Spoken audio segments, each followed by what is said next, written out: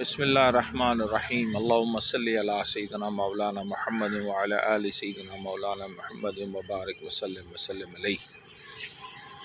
آج آپ سب کی گوش گزار ایک ایسے مسئلے کی طرف توجہ دلانا مبذول ہے جو آج کل ہمارے ہاں رحمت کے بجائے زحمت بنتا جا رہا ہے۔ وہ ہے مہمانداری، مہمانوں کو ویلکم کرنا، مہمانوں کو گھروں میں بلانا۔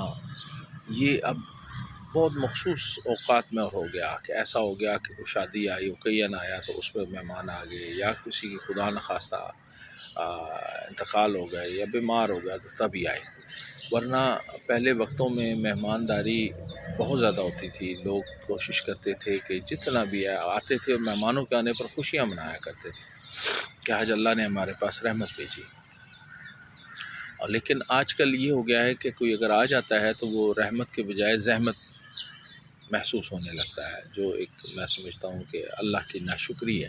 اللہ آپ پر کرم کرنا چاہتا ہے اور آپ اس کو سمجھتے ہیں یہ آپ کے لیے تکلیف کا باعث ہے۔ ایسا نہیں ہونا چاہیے۔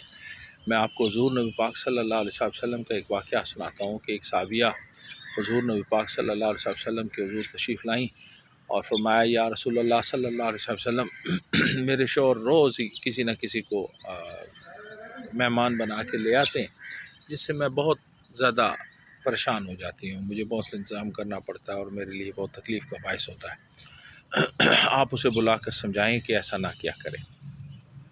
آقا کریم نے فرمایا کہ اچھا اگر میں تمہارا مہمان بننا چاہوں تو کیا تمہیں خوشی ہوگی؟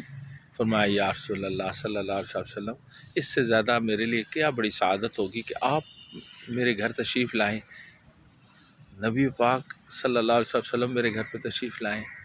تو آقا نے فرمایا ٹھیک ہے، آج میں تمہارے گھر پہ مہمان آؤں گا۔ بڑی خوشی سے وہ گئیں اور انہوں نے جو اللہ نے ان کو استطاعت دیا تھا اپنی طاقت کے مطابق انتظامات کیے۔ تو آقا کریم تشریف لائے، تھوڑی دیر تشریف فرما ہوئے، جو انہوں نے ضیافت کی تھی اس میں سے جو لینا تھا آقا نے اس کو قبول فرمایا، اور جب جانے لگے تو فرمایا کہ جب میں جانے لگوں نا تو میرے پیچھے نگاہ کرنا۔ تو جو ہی وہ آقا کریم دروازے کے قریب پہنچے تو فرمایا کہ اب میرے پیچھے دیکھو۔ جب انہوں نے پیچھے دیکھا تو مختلف انواع و اقسام کی خطرناک قسم کے کیڑے، حشرات اور بلائیں سب باہر آ رہی ہیں، مہمان کے ساتھ ساتھ وہ سب باہر آ رہی ہیں۔ آقا کریم جیسے جو ہی دروازے نکلے وہ ساری کی ساری باہر چلی گئی۔ آقا نے فرمایا کہ مہمان جب آتا ہے اللہ کی رحمت بن کر آتا ہے، اور پھر جب وہ گھر سے جاتا ہے تو آپ کے گھر کی تمام پریشانیاں بلائیں دور کر کے جاتا ہے۔